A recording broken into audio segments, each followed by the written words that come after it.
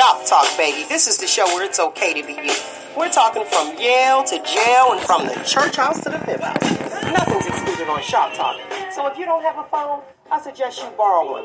Call in and voice your opinion live every Saturday morning from 10 a.m. to 12 noon. Yeah, that's right, 10 a.m. to 12 noon. Don't forget to Shop Talk with your girl, because right here, we keeps it real.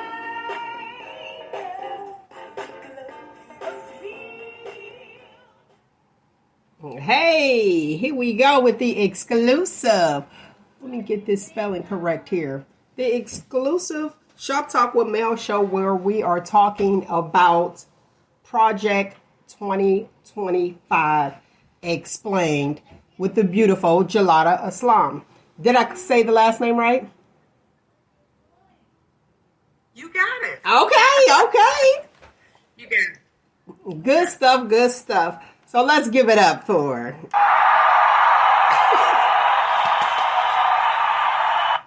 I thank you for coming on. Truly, truly do. Like it was lightweight short notice. Look, big time short notice, right? It's like it was a big time short notice, but I'm glad you came on. The president of the Youngstown Warren Caucus, Black Caucus, let me be politically correct. Yeah, look. Yes. Be politically correct.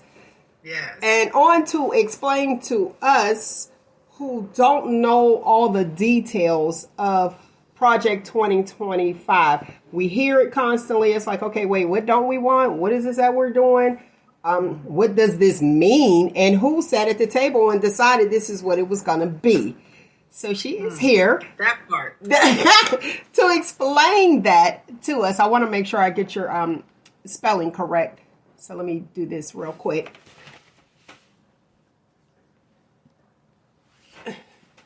Let's see here. Hold on. Yeah, there are two A's between the L and the D. It should only be one. Oh.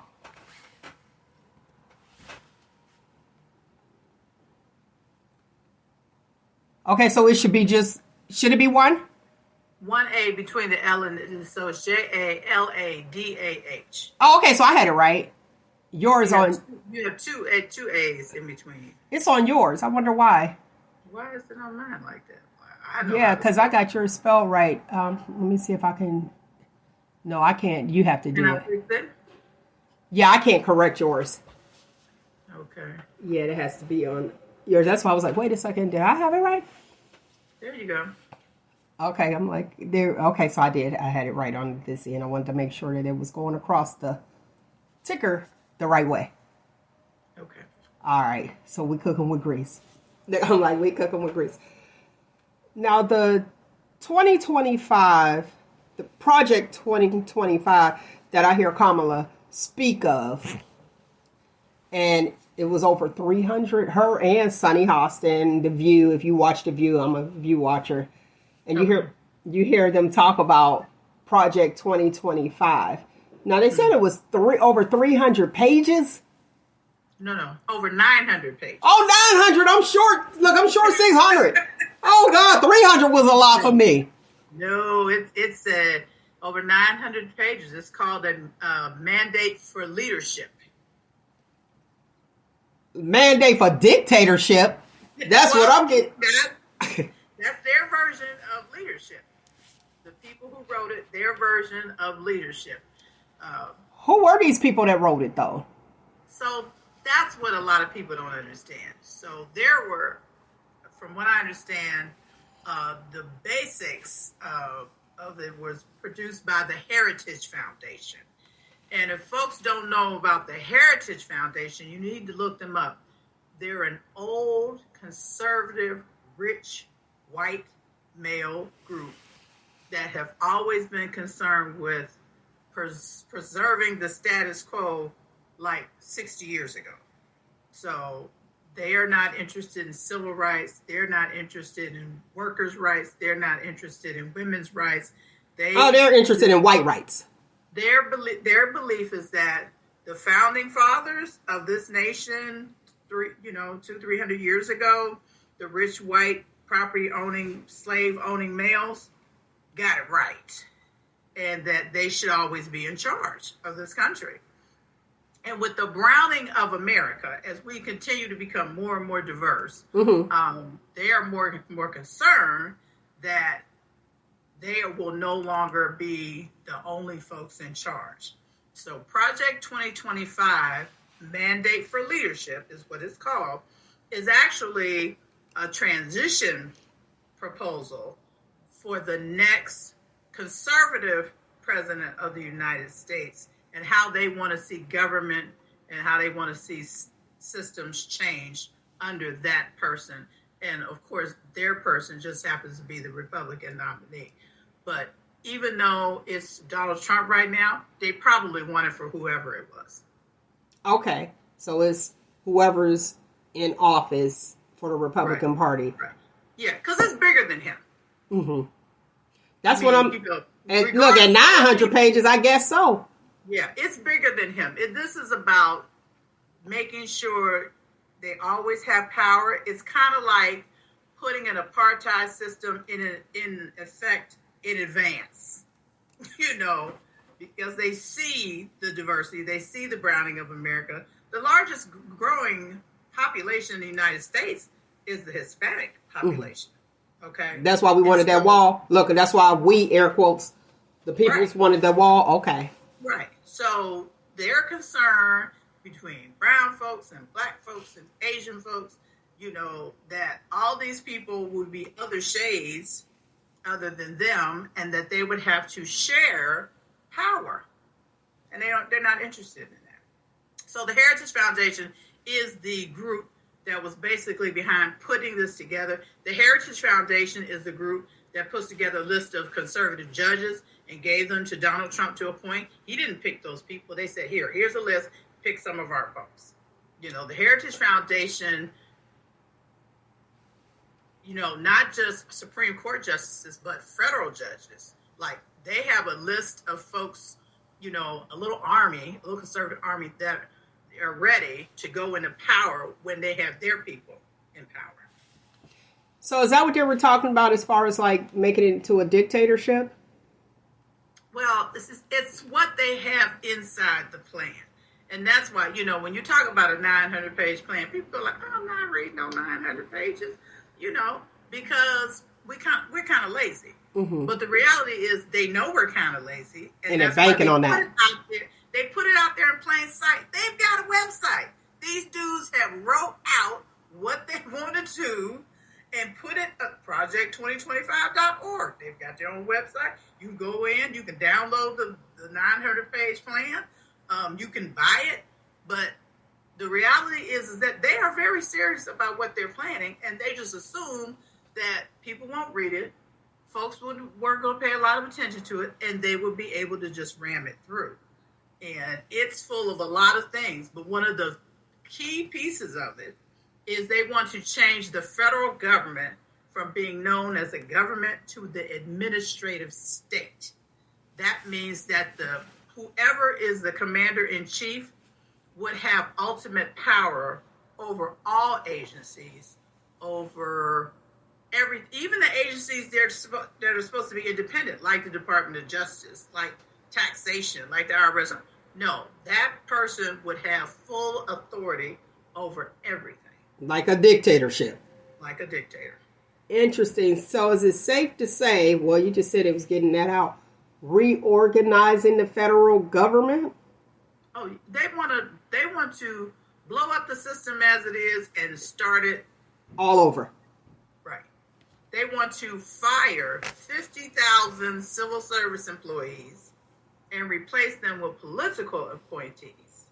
Oh my gosh. They want to get rid of 20,000 career professionals, people who worked in it for years and experts in their field, and whether it's the FDA or whether it's, the environmental agency or the Department of Justice, people, that's what they do. They want to get rid of them and replace them on day one.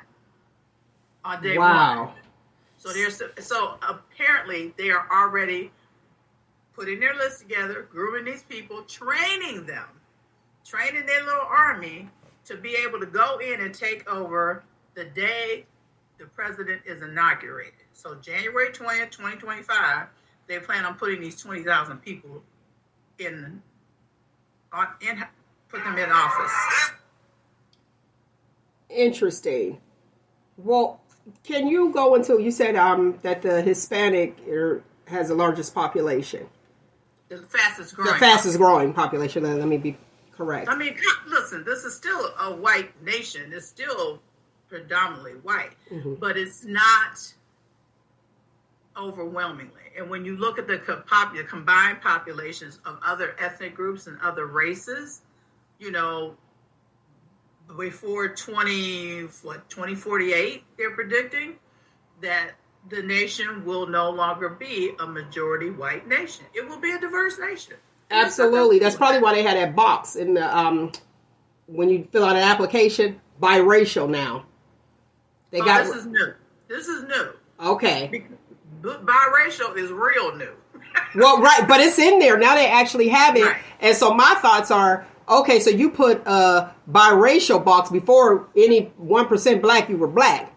You put that biracial box, then you have still the whites being the majority. Right. That's just, I was like, why we had this box? And I'm always wondering, like, okay, so you put that box there so you can still be the majority because it would be blacks with the biracial being the majority. Because you have your Asians now, your Indian. I got the application too. The Indians, Hispanic, and then the African American and Caucasian. And what's interesting, before it just had African American, Caucasian, and other.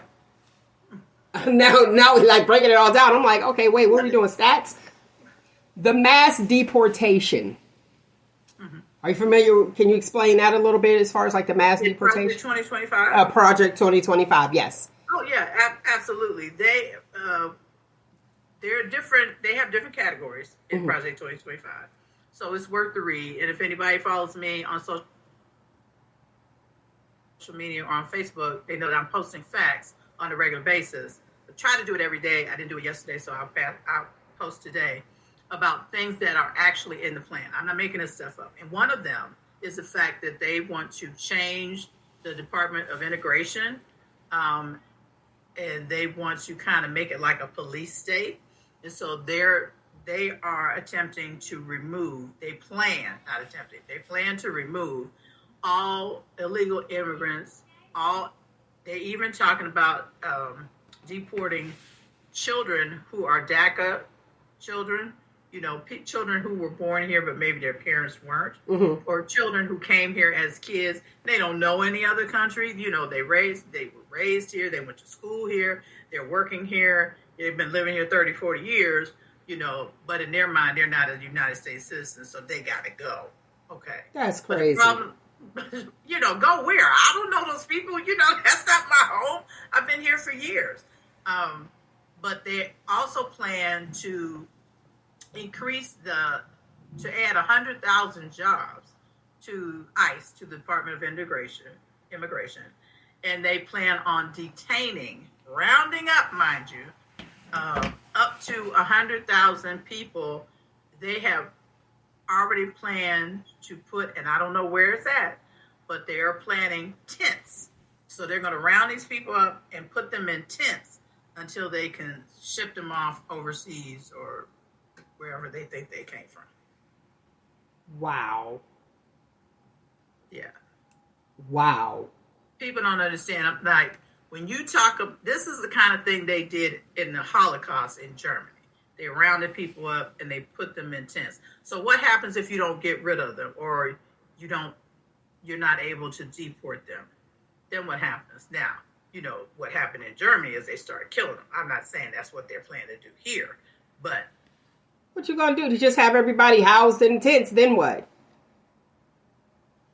Wow. Okay. Let's talk about limiting the voting access.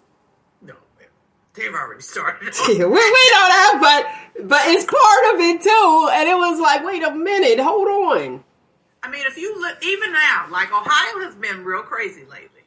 And it's really embarrassing to me because we really don't have any drama in Ohio. We really don't. we got a pretty decent system, voting system. You know, you got early voting, you got your absentee by mail, you go to the drop box, and you know now they want to start reversing some of that. You know, so one of the things they want to do is they're talking about getting rid of mail-in voting.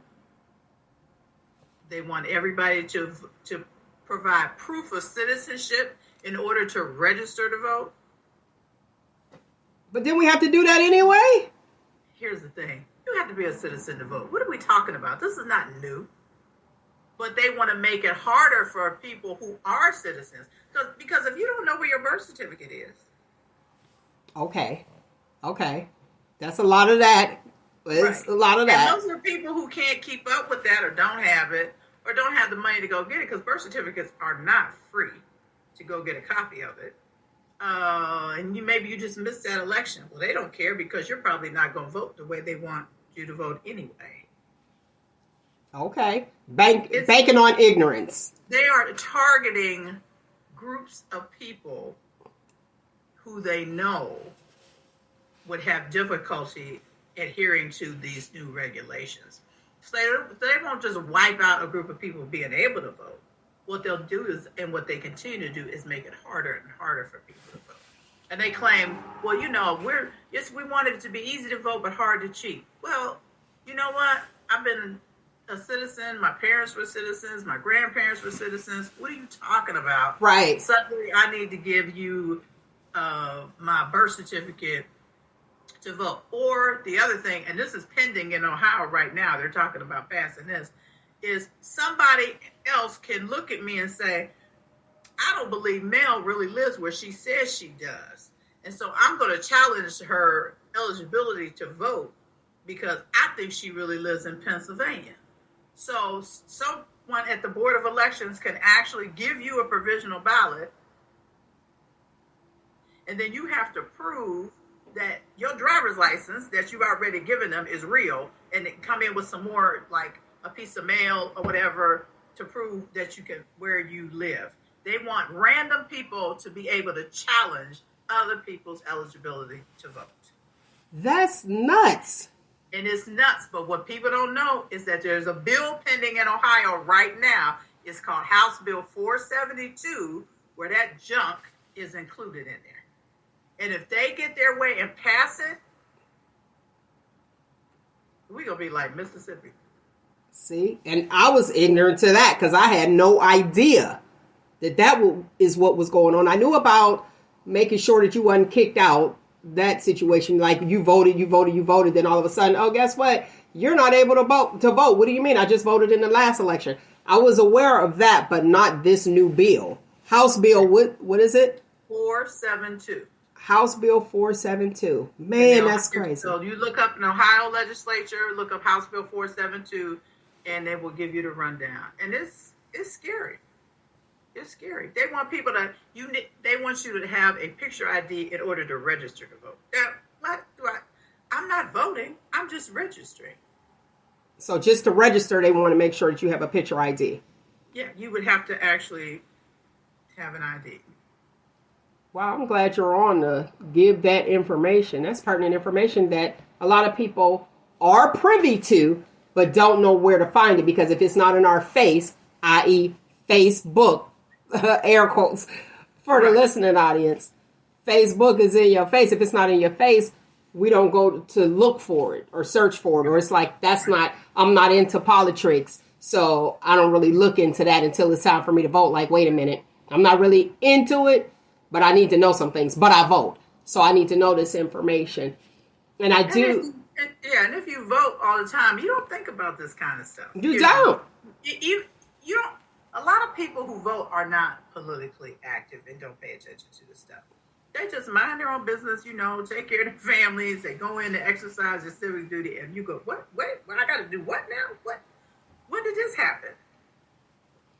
And most of us don't pay attention to what's going on in our state legislature. And I'm telling you, some of the worst laws are passed in the state legislature. The worst. And we're reading it. And if you're in that booth, it's a long line. A lot of people aren't reading every single line. It's like, okay, wait, boom. And not realizing, what did I just vote for? Right. And you get these issues, and they put confusing language in there to trick you in this. Oh, well, maybe I should be. We got one coming up now. Issue 1. It's the anti-gerrymandering issue. They have written this language because they want people to vote no. And they've written the language to say that if you vote for this, you will be getting rid of the anti-gerrymandering language that was passed a few years ago. Yeah, it was passed, and you all didn't abide by it. So this new issue says, let's just take the politicians out the process, period. We're going to have an independent commission of experts and people who look at demographics and, different legislative districts. We're going to take the politicians out of it because any of them, from either side of the aisle, whether they're Democrat or Republican, whatever, they're going to always cut districts for themselves. They're going to always cut districts that's going to not just make sure that they keep a job, but make sure that their political party stays in power. Oh. No. I mean, the reality is, and I was talking to a friend about this yesterday. Most people don't know the president of the Ohio Senate. You're like, so what? Who's that? Yeah. Yeah, but he got a whole lot of juice. He has a whole lot of power. Okay. He's from Lima. Okay. Right there. Lima. Not Cleveland, not Columbus, not Youngstown, not Cincinnati, not Akron. Most of the people in leadership are from rural Ohio. Their constituencies are overwhelmingly white, overwhelmingly rural. They're not accessible to the rest of the state, even though most of the population of Ohio is urban, is in the urban centers. And I'm not saying it should be one against the other, because absolutely rural Ohio should be represented too, but not only, So the rest of us in the urban centers, which tend to be those brown people, brown and black folks, we're not getting represented because none of our folks are in leadership, because they've gerrymandered these districts to make it like Youngstown. Oh yeah, that like redistricting. Our congressional district. Mahoney County is with the district that goes all the way down to Washington County. What the heck is going on? We don't have anything in common with those folks. And here's what people don't know. They're mad about being in the district with us too. That part. They're saying the same thing. What? We don't have nothing in common with Youngstown. Why are they in our district? True. Somebody did a report and said you got a crazy district. The 6th congressional district in Ohio is the craziest district. They said if depending on who you talk to, you got 3 different point of views. That too. The northern part up here, you like the Browns or the Steelers. If you in the way southern part, you like the Bengals. It's like they're like, these people don't have anything in common. The different economies, different job centers, different. Like, come on. But that keeps, if you carve Youngstown out and put it in with these rural counties, and you carve Warren out and you put it up with those northern rural counties, guess what? Go ahead, say it. So now the black folks in Youngstown and Warren don't get any representation. There we go. At all. And our votes are diluted, and they just do what they want to do. And it's gotten so bad that some of the people that represent us don't even respond to us, including the guy who was our former senator and now our congressman. And I'm going to say it out loud, this part, because I've said it to somebody that works for him. We don't see him. Mike Ruley. People voting for him talking about, because, because we shop there. Ruley Brothers, and he's been nice to me. Really? Has he done anything for you? Yeah, we should. Yeah. Have you seen him in anything in the city? We used to see him. I could say that. You don't see him now, do you? No. Hard to get in contact with now. He don't need you. He gets his votes from the southern part of the district. Interesting. Now let's talk about the censoring the critical decisions in the classroom. No. What's going to happen to our littles, our youth? They don't want them to be taught accurate history. They don't want them to be taught accurate current events. And Project 2025 goes as far as to say that anyone in the government who is promoting diversity, equity, and inclusion, and anyone that is teaching that should be fired. Wow. That's extreme. Yeah. Not only will we not have it, but we should be fired. And then I'm going to go back to the Ohio legislature. There's a bill pending in the state legislature, Senate Bill 83. They want to remove diversity, equity, and inclusion from all colleges and universities. No programs, no trainings. They even want to get rid of what can be conceived as ethnic programs. That means maybe your Black Greek organizations. That might mean your Black United Students. That might mean your NAACP Youth Council. That could also mean your Chinese American group. That could mean all of that. Interesting. Watch this one. Look, watch this one. I want to know this one about the trans rights being rolled back. So so they like, bye. Listen, they already they wasn't with it anyway. You know, some of this stuff they're not even shy about. Like, we need to get rid of this because they're confusing our families. But how do you roll that back after it's done? He even goes as far to say that the only real family is a traditional family where there's a father, a mother, and children in the household, and the father is the only person working. You hear what I'm saying? So I'm a single mother. I guess me and my son are not a real household. So-and-so is a widow. I guess she doesn't count because her husband's dead. So-and-so is, there's a gay couple that has a couple kids. Nope, y'all don't count. You're not in a traditional American family. So it wouldn't even be in the stats. Not only would it not be in the stats, they're not looking for them to be able to get any benefits. That's where I was getting ready to go. That's the issue. It's always coming back. It's always going to come back to money. That's where I was headed. Even education and the teaching of history and stuff, that comes back to money. Because they want to give the private schools more power. You know, one of the things that people really need to know about Project 2025, which is huge, it wants to eliminate Head Start. Period. Get rid of it. Like, how do you get rid of Head Start? There was a lot of people that benefited from Head Start. They want to reduce free lunch. They don't want to feed the babies. See, that right there, I used to be wanting a free lunch. I had to pay. Look, I had to pay. I couldn't get into Head Start. And my mother was telling me because you had to make a certain amount of money. Yeah, it was I was excited. And I felt like she'll share that too, that I asked, why do they know more than me? And she tried to put me in the Head Start and I couldn't get in there, which says me, here I am yellow. I'm talking about yellow, young, 4 years old. And I don't even know if I was 4 years, but anyway, I noticed that they were in school in Head Start and they knew more than me. And I was like, oh, no, you can't do it. So it does help. That's why I wanted to put that out there. It does help. Because I use it for my son.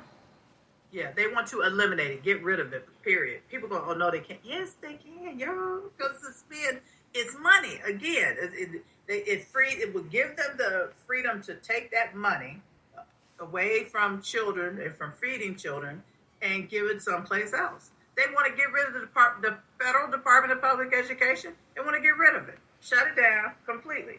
That also means they want to get rid of the federal dollars that school districts get. Every school district, 10% of their income is from the federal government. Nope, you won't get a dime.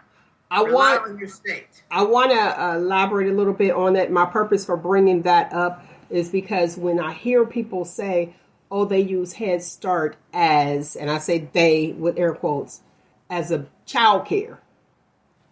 And that's not true. They are teaching the children. And a lot of people, they look at it like, oh, okay, well, they just need a babysitter while they go to work. They dropping them off. It does benefit us. And the free lunches, free and reduced lunches. It does matter because there are people, I was a school nurse for a few years because I like the littles. And I was able to see that families you look at and you think they have, those babies weren't eating. Right. And it was like, wait a minute, what? And you just assume like, oh, okay, they're waving, they're smiling, not knowing that they're trying to pay their rent and they don't have food in their house. So you want to take that out? And there's some children who, as you said, who rely on that meal. Yes. Get their breakfast, get their lunch. Nope, they're like, we don't need to feed them. No, we don't need to do that. That's the start, because if you don't have a good breakfast or you're not eating, how can you learn productively? You can't. You can't even be productive. There's no emphasis on learning, on being competitive, on children excelling. There's no emphasis on that in this Project 2025 at all. See? Y'all better pay attention to that, because that is crazy. It's totally backwards to the 15th power. I'm really disappointed about the public school system.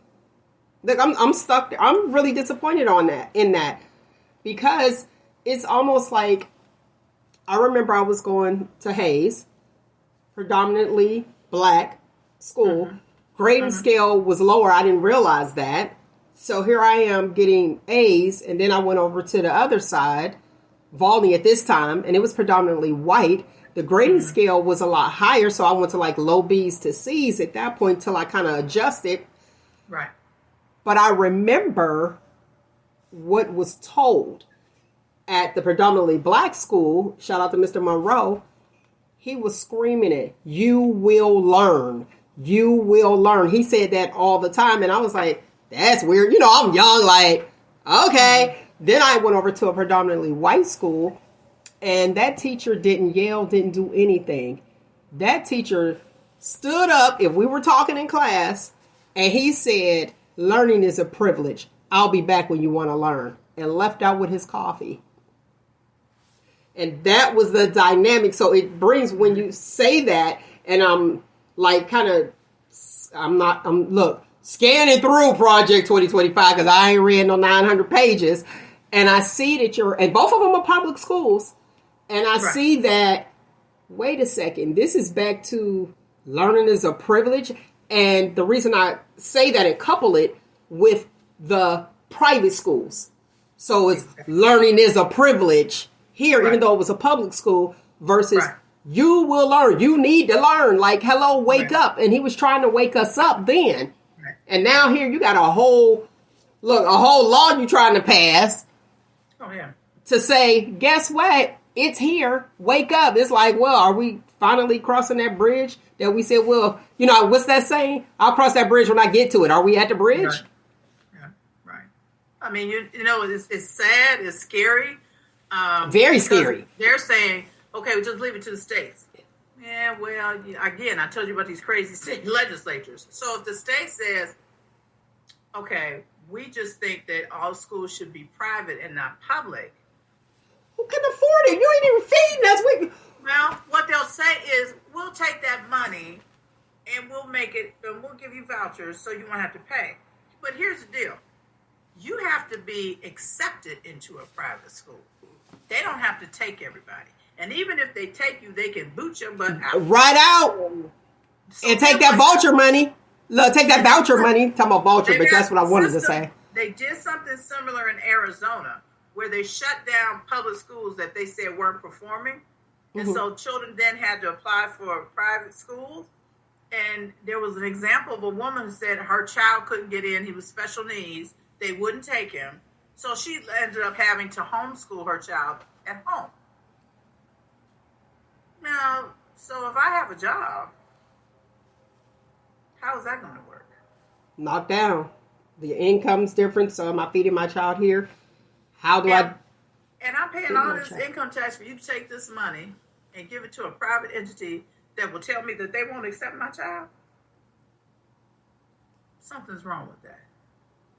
But again, it's about money, because there's a lot of money spent on education, and those heritage people and the 140 Heritage Foundation and the 140 people who used to work for the Trump administration, who are also part of Project 2025, they just believe that, hey, we don't need to be concerned with everyday, regular folks. So it's just what affects them. A black thing. Now, we know that our communities, black and brown communities, are going to be affected. But I got news for poor white folks. It's going to harm them just like it's going to harm poor black children. Mm-hmm. Big time. Big time. And what about those rural areas? Do you think they're going to set up private schools out in Appalachia? No. Because there's no money in it. Call it what it is, just as you said. Project 2025 is the mandate for leadership. When you hear it like that, you be like, oh, wait a minute. Hold on. And you're right. They're not even keeping it a secret. No. It's like it's right here in plain sight. Read it or not. Right. Or live it. And that's what seems to happen. And I'm going to say with our people that I notice, even dealing with the school boards locally, it's like, okay, we've been saying it. Now it happened. Now you want to stand up. Well, it's a little late. Now it's hard to get it back. Right. That's why I'm like, y'all pay attention to that and call it Project 2025. If you don't hear nothing else I say today, mandate for leadership.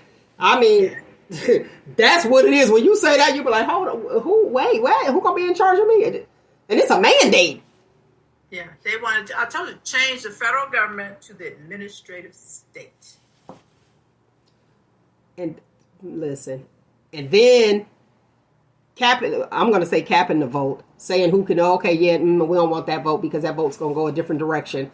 Finding reasons to prevent us from voting, which means that we can't even vote on these people. And it sounds like we're not even going to be able to vote because they already said this is what it's going to be. Yeah, they're going to make it so difficult. They're putting in all these different, like I said, ID requirements and citizenship requirements and people questioning your eligibility. And they've got that in Florida. They literally have arrested people in Florida who they said shouldn't have been able to vote. Like, arrested them. It's nuts.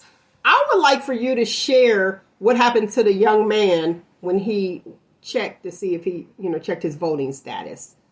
If you could share that, that was sad, but it was... story I was telling. Yeah. Yes. And this was, first of all, he wasn't that young. He's my age. Okay. But it was spooky because he was checking his registration status just because we asked him to, honestly. He votes all the time. And when he scanned the QR code and went to the Secretary of State's website and went to the state website, he couldn't find his name. We were like, well, maybe you made a typo or something. He looked again. He couldn't find his name. So I'm like, how is that possible? So he started to register. He registered. It let him register. Now, the only way it's going to let you register is if your name is missing. Because if you register and they find out you're still in the system, it will say, okay, well, no, you don't need to. You're in the system. Nope, it let him register, sent him a congratulations, told him that he would get noticed. I went back and checked his voting history because I know him. And I'm like, now, this doesn't make sense. Don't tell me this man does not vote. Look at his voting history. He votes all the time. He had just voted in June of this year in the special election for Congress in the 6th Congressional District. There was no reason for this man to be removed from the file. He lives in the same house. He owns his home. Everything was okay. And for some reason, he was kicked out of the system.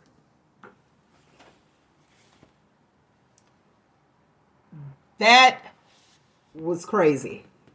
Because it was scary. This is a grown... Yes. This man is in his early 60s, votes all the time, owns his own home, hasn't moved in 20 years.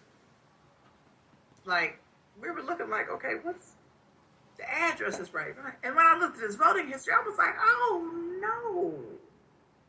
But had he gone to vote, like we normally do, no, he would have run into some real drama because they could have said, well, you've been purged.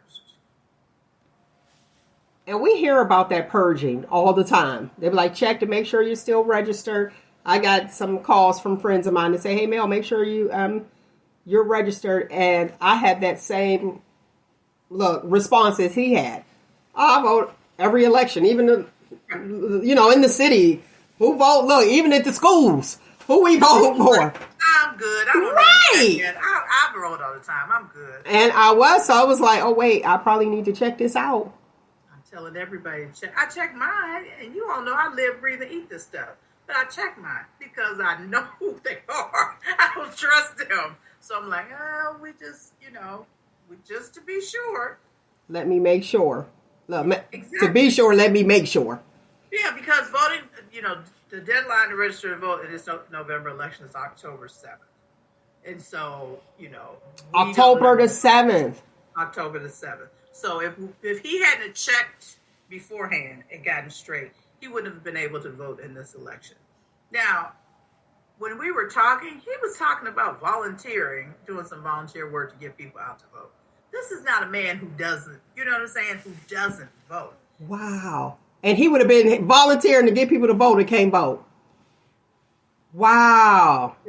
That bothered me. That bothered me so much. I was like, you know what? I have to tell this story because people need to understand that they're serious. 158,000 people were purged in Ohio in July. Of 2024? Yes. 158,000 people were purged from the voter rolls in Ohio. Nearly 100,000 of those 158,000 live in urban centers. Wow. See, it's important to even go for the small. 2,420 were right here in Mahoney County. How many in Mahoney County? 2,420. And I know these figures because I know you do it. I'm sitting here looking like, how many people here? I'm a geek, so I pay attention to this stuff. It's all good. It's important. I know we got 15 minutes. What is it that you would like to talk about, or explain more in detail on Project 2025? Here's something that, people talk about. It's a couple things, but this whole reproductive rights and their whole definition of family could really hurt millions of people. There not only is there a move to want to eliminate abortion of any kind for any reason, they also don't believe in fertilization projects. That's sad. So IVF, IVI, I think is the other one. One is outside the body, one is inside the body. They're both, fertilization processes. How do you say that you believe in the sanctity of life and you want families to be families? But I don't want you to have a family. But you don't want to help people that want to have a family. Like, that's scary. The whole administrative state is scary. The other thing is they want to eliminate the Biden policy of negotiating lower drug prices. They want to get rid of that. That sounds like straight population control. Actually, all of it sounds like population control. And they want to get rid of the student loan forgiveness programs. They've been fighting him every step of the way. For that, every time they do something. I mean, they go to court to stop people from getting some relief. That's just evil to me. Like, why do you care if somebody else is getting some relief? Good for them. Probably because they didn't get it. So it's this wasn't offered to me, so no, y'all pay back like we did. But if they're not paying off the student loan, then they can free up that money to put it back in the economy. We are consumers. People are going to spend money. I know very few people that sit on their money and never, ever, ever spend it on anything. So it's going to benefit the economy. Right. It's going to benefit the economy. Yeah, but so they want to get rid of that. They want to make it harder to get a student loan. So right now, they're pretty much just about anybody, if you are able, due to your income, you can get a student loan. No, they want to make it harder, like credit checks and all of that. So that's going to also eliminate the amount of people who can get higher education. It's gonna. They don't even have credit yet. Usually, when you're going for a student loan, I mean, honestly, when you're getting a loan, you're in school. Like, what do you mean? I'm building my credit with this. Thank you. Let me get a job so that I can pay you back. That's crazy. One of the really scary things about them back to reproductive rights, this is one of my little things, is they want states to have to report the amount of abortions and miscarriages that women have. So they want to violate your HIPAA laws. You don't have any more privacy, no more medical privacy. And the state should have to report everyone that has a miscarriage or an abortion. That's terrible. So I'm going to tell you what you can do. And they're going to have to report to me and tell me what you did. Right. You can't have a child. Don't worry about it. You had a miscarriage. Those are sad events. If you had a miscarriage, you're trying to have a child and the government gets to know what's going on. Right. So that's going back to what you're saying, the family and being counted as a family. It was the male that could only work. Back to how it used to be where it was men that could only get loans back then. Exactly. Where they was like, oh, okay, yeah, every woman need their man. That's why I said back in the day, maybe that's why the women stayed with the father that had families across town, because they knew that there was things that they weren't able to get. Right. Now we have options. And it's like, oh, no, we can do, and we can be great as well. Right. I'm wondering if that's why they have a problem with Kamala running for president. It's okay for her to be vice president, but you have men who have an issue with her being a female running for president. There's a lot of men that have that problem. That's what I said, men. They just don't see it. You know what? Honestly, it's embarrassing that the United States is still hung up on that. When you have a lot of countries, England has had 3 women who've been prime minister. This Great Britain, who is known to be more conservative than the U.S. Yes. They've had 3 female prime ministers. Germany has had a female chancellor. You go on and on and on and on. Sri Lanka, Pakistan, out of all places, right? Like, come on, y'all. But I don't know about a woman leading, and it's not just older white men.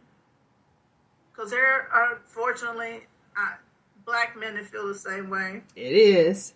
We were down to Jazz in the Park, and 3 young brothers was like, I don't know if should we have a woman as and I was like, I had to check myself, because I wanted to say, you got a woman as a mama. You got a woman who is giving you life and taking care of you, and suddenly I could do everything in the world. I could run a house. I could do everything. I could run a business, but I can't run this nation.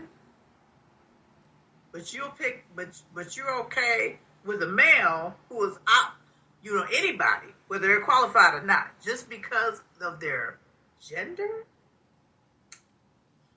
And it's looking like this Project 2025 is with those people, where it's more gender controlled. And they absolutely are. They absolutely are. This is about, again, this is going backwards to the 15th power. This is about making sure. It just reminds me of an apartheid plan, just to make sure that they keep everybody else who doesn't look like them, doesn't think like them, and doesn't vote like them suppressed. Beneath them. Suppressed. Not able to really get an education, not able to build a career, not able to build a family. Yeah, not able to thrive. How am I supposed to live unless you decide, oh, okay, yeah, I'll let you get this? No. So it sounds like for freedom, he needs to, and I don't tell people how to vote and what to vote for, but this here Project 2025 is like And this, like I said, this is bigger than Trump. Yes. Like, yeah, and he says, I don't know anything about it. Listen, dude, 140 of your former staff members are on this. Be like, sir, is this your wish list? No, this is, they said 270 items in there are things that were in his plan anyway, in his presidential transition plan, And to make matters worse, Project 2025 was adopted into the platform of the Republican National Convention in July. They had made it part of their program going forward. So don't tell me y'all don't know nothing about this, because you just blessed it, adopted it, and put it under your wing and tucked it under the bed and said, this is our little plan. This is our dream for going forward. We're going to get rid of there's a statement in there about the diversity, that the family structure has gone, and the family structure, and I think it was under education, they've gone out of their way with this diversity, equity, and inclusion stuff. Like, this is just messing everything up. Hot mess. On wheels. A hot mess. Truly a hot mess. But, at least I know who you are. That part. That part. I'm not confused. I know who you are. I know what you mean. I don't want anybody else saying to me, but I got a $1,200 stimulus check when Trump was president, so I'm looking for that. Oh, but your kids won't have an education, right? You willing to sell out for $1,200? Just $1,200. And for the record, he didn't give that to you. He didn't write that check out of his pocket. And the Democrats passed that law, right? That's what I was trying to tell people. Like, his people didn't even want it. So what are you talking about? Like, this is how you got that. I know that it sounds good, your little $1,200, but and how fast did that last anyway? That's what I'm saying. Did it last? How fast did that go? Are we really selling out our babies for $1,200? Here's what's worse. How about, what was it, 2 12s, and what was it, a different? It was like, I think it was 3 total that year. Right. Everybody didn't get it. Not only did everybody not get it, but people who were supposed to get it didn't get it. Because I ain't lying. Sis was like, where's mine? Like, what? Huh? Right. And it was based on income, but my son is a barber. They were shut down for 3-4 months during the pandemic. They were supposed to get some assistance, and not only did he not get it, but they let somebody else get hold of a bunch of people's information, and they sent out like over 125,000 checks to fraudulent folks. Right. Isn't that interesting? Really? That's interesting. And I'm supposed to believe and trust y'all, and you can't even get that right? Now, I'm gonna say something on that, because it was income based. But here's the thing. When you go with income based, what did it say? More money, more problems. Your monthly income may be higher. Right. So it's like, I'm still putting out the same amount if you look at it. And I didn't like that part. And it was like, okay, wait, what are we doing here? You do want to help people, but can we help everybody? I'm not mad at it for those who did get it. Just like I'm not mad at the people who get Social Security. And when I know, because they say, I've been working since I was 15. Right. And it's like, you pay into Social Security. By the time it's time for me to have it, I probably won't have any. That's what they're looking at. But that's okay. But when I see someone who's really in need and they're getting Social Security, I'm thumbs up. I'm like, oh, at least I know it's helping somebody that need it. Versus, well, where is this money going? We giving it back to the government for what? Right. You know what I'm saying? They want to cut veterans benefits too. How you gonna cut the people that helped us? Like, that's what we hear. Yeah, they think there are too many people, too many veterans getting benefits, and so they want to cut out some of those categories. Again, I told you, they don't just come at. What they do is they'll cut out categories, or they'll change the rules. So if we eliminate anything that's like, say anybody's had any mental health issues, okay, you don't get any benefits anymore. They're going to save a lot of money. But the people the reason we hear, like the people that fought for our country, fought for you. Fought for freedom, absolutely. And what? That's crazy. Right.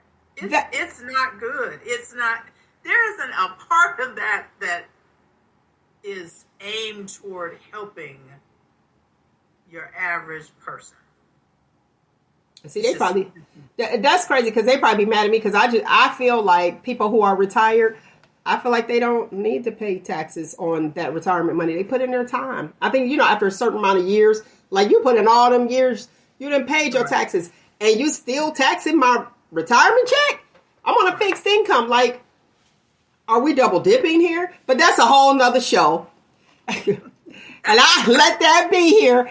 Anything? That's another show. Oh, it is. Is there anything that you want to say to the people before we end this exclusive shop talk? Thank you so much for coming on. I truly appreciate it, Jaladah. Like breaking it down. Thank you for having me. First of all, thank you for reminding me today. I would have felt awfully bad if I missed this. What I want to say to people is, one, check your voter registration status. Okay. Check your voter registration status because you don't know. And two, start paying attention, read for yourself. Don't just listen to the hype. Don't just listen to the TikTok videos. Don't just look at people pushing folks at Arlington National Cemetery and stuff. Like, do your research. When we talk about Project 2025 is being talked about a lot because it's scary. Because it will change the way that this country operates forever, and not in a good way for most of us. So, you don't have to believe me. Do your research, read, and then whatever you do not make the mistake of not voting in this election, because freedom is really on the ballot. All right. There you have it. Thank you so much for explaining Project 2025, the mandate for leadership. I'm like, let's call a spade, call it exactly what it is. You hear those mandates, somebody telling y'all what to do. We ain't for that. Like, not even in the household. Don't be telling me what to do. Mandate for leadership. Somebody being your manager that you don't even vote for. How you like that? So please vote. October 7th is the deadline to register. So go ahead and make sure that you're able to vote. If you are not registered to vote, that's what I meant to say. Make sure you are registered to vote. If you are not registered to vote or may have to re-register, please handle that before October the 7th in order to vote for this year's election, November's election. November 5th. November 5th, thank you. November 5th, Tuesday, November 5th, yes. I remember the first Tuesday. That's what I be like. But sometimes it don't be if it fall on the second. But yes, vote. Do your part. You hear the people say it's your civil duty. It is my duty. It's something that I get to do. I'm definitely going to exercise it. And I tell people all the time, folks don't want to hear, well, you had the people dying for you. And I'm like, that's true, but that's not a reason enough for me to vote. Your babies, your neighbors, your grandmother, protect your aunties, your grandmothers, Medicare by voting. Protect your babies' public education, or even private education for that matter. Mm-hmm. By voting. This again is bigger than one person. And it's about us. It definitely is. But listen, I'm going to take full advantage of it. Opportunity. If I have opportunity, I am there. I get to vote, I'm voting. I get to move my arms and legs, I'm moving my arms and legs. I am not just sitting complacent. That's something that I can't do. Right. It's not in my genes. Get up, vote, exercise your right to vote. I mean, it's either way you vote, however you vote, just vote. Just vote. I'm like, I got the opportunity to vote. I got the opportunity to do something. I got the opportunity to edutain. That's what I do. If I have the opportunity to keep people informed, that's what I do. And that's my service to you. And I hope, what is it? Reach one, teach one. Tell your other people. Let them know. Get out there. Vote. This is something you have for free. Take advantage and opportunity of all the things that you got for free. Real talk. You'll be sitting there like, oh, it's free. Okay, well, let me see what's going on. It's free. It's right free. Now. And listen, and then when it charge, we're going to be sitting there like, how much is it to vote? Like, come on. It's about to be what it is. And there you go. Mandate for leadership. Y'all learn somebody else tell y'all what to do. Because I see the people that be putting on the social media talking about I'm about to move out the country. Without a passport? I'm like, just get mine renewed. So. I'll be like, you need to be prepared like now then, if that's your plan. I'm about to leave the country. Okay, how about just doing something for free? Vote. Just vote. That's it. Just vote. All right, lovely people, that is my time. Thank you so much for this exclusive. If you guys enjoyed it and want to know a little more information about Project 2025, Jaladah Aslam, she explained it to us in lay terms. And that's why I wanted you to come on, like, talk to us regular. You know what I mean? Right. Because you're right, that language in there, you be like, what? Huh? What we talking about? It needs explained. So I thank you so much for coming on and actually explaining it where we understand exactly what it is. And if you don't understand mandate for leadership, call me. All right. Find you, embrace you. Most importantly, always, always love you. Again, find you, embrace you, and always love you. You know what this show is about. It's all about motivation, lovely people.